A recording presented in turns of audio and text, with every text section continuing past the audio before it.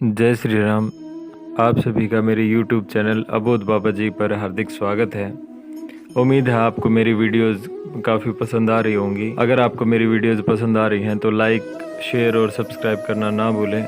जय श्री राम। नारी कोमल निर्मला होती फूल समान, वक्त पड़े तो थाम ले बरछी तीर कमान। नारी भारतवर्ष की रखे अलग पहचान, ले आई यमराज से वापस पति के प्राण। माँ बनकर देती जन्म, पत्नी बन संतान, जीवन भर छाया करे नारी वृक्ष समान। नारी वृक्ष समान। नारी के अंतर बसे सहनशीलता आन, ये है मूर्त त्याग की नित्य करे बलिदान। नित्य करे बलिदान। जय श्री राम दर्शकों, आज हम नारी शक्ति व नारी के त्याग की चर्चा करेंगे और आप सबने अभी जो पंक्तियाँ आपको सुनाई गई हैं उनसे यह अनुमान तो लगा ही लिया होगा कि आज हमारी इस वीडियो में नारी गौरव व त्याग का वर्णन किया जाएगा। जैसा कि अभी आप सभी ने सुना कि नारी की जितनी प्रशंसा की जाए उतनी ही कम है, क्योंकि सत्यवान सावित्री को कौन नहीं जानता। जो सावित्री यमराज से लड़कर अपने पति के प्राण वापस ले आई थी, ऐसा गौरवान्वित हमारा इतिहास रहा है। और नारियों के बारे में आपने अनेक कथाएं, अनेक दृष्टांत सुने भी होंगे। कहा भी गया है, नारी तू नारायणी, नारी तू वरदान, नारी नर की जान है, नारी है अभिमान। नारी बिना जग सूना, सूना धरा आकाश, प्रेम प्रतिष्ठा मान सब, बिन नारी उपहास, बिन नारी उपहास। इसी प्रकार नारी गौरव व त्याग का वर्णन करते हुए आज की वीडियो की तरफ बढ़ते हैं। बात तब की है जब भगवान श्री राम को 14 वर्ष का वनवास हुआ तो उनकी पत्नी माँ सीता ने भी सहर्ष वनवास स्वीकार कर लिया।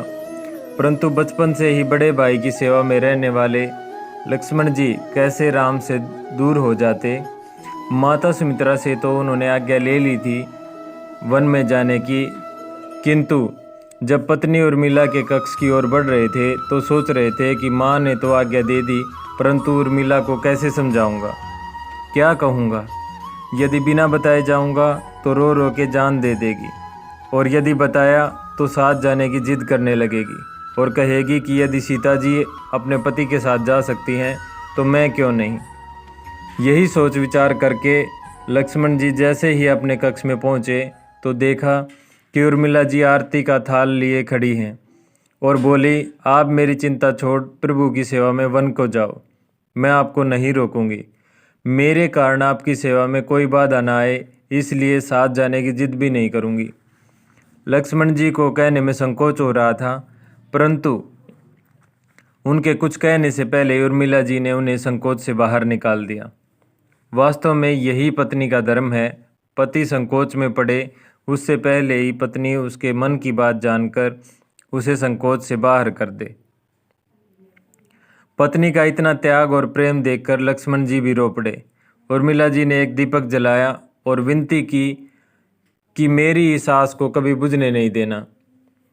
लक्ष्मण जी तो चले गए, परंतु 14 वर्ष तक उर्मिला जी ने एक तपस्विनी की भांति कठोर तप किया। वन में भैया भाभी की सेवा में लक्ष्मण जी कभी सोए नहीं, परंतु उर्मिला ने भी अपने महलों के द्वार कभी बंद नहीं किए और सारी रात जागकर उस दीपक की लौ को बुझने नहीं दिया। मेघनाद से युद्ध करते हुए जब लक्ष्मण जी को शक्ति लग जाती है और हनुमान जी उनके लिए संजीवनी का पहाड़ लेकर लौट रहे होते हैं तो बीच में अयोध्या में भरत जी उन्हें राक्षस समझकर बाण मारते हैं और हनुमान जी गिर जाते हैं। तब हनुमान जी ने सारा वृत्तांत सुनाया कि सीता जी को रावण उठा के ले गया है और लक्ष्मण जी ऐसे ऐसे मूर्छित हैं। यह सुनते ही कौशल्या जी कहती हैं कि राम को कहना कि लक्ष्मण के बिना अयोध्या में पैर मत रखना, राम वन में ही रहे। माता सुमित्रा कहती हैं कि राम से कहना कि कोई बात नहीं, अभी शत्रुघ्न है, मैं उसे भेज दूंगी, मेरे दोनों पुत्र राम सेवा के लिए ही तो जन्मे हैं। माताओं का प्रेम देखकर हनुमान जी की आंखों से अश्रुधारा बह रही थी, परंतु जब उन्होंने उर्मिला जी को देखा तो सोचने लगे कि यह क्यों एकदम शांत और प्रसन्न खड़ी हैं, क्या इन्हें अपने पति के प्राणों की कोई चिंता नहीं। हनुमान जी पूछते हैं, हे देवी, आपकी प्रसन्नता का क्या कारण है? आपके पति के प्राण संकट में हैं। सूर्य उदित होते ही सूर्य कुल का दीपक बुझ जाएगा।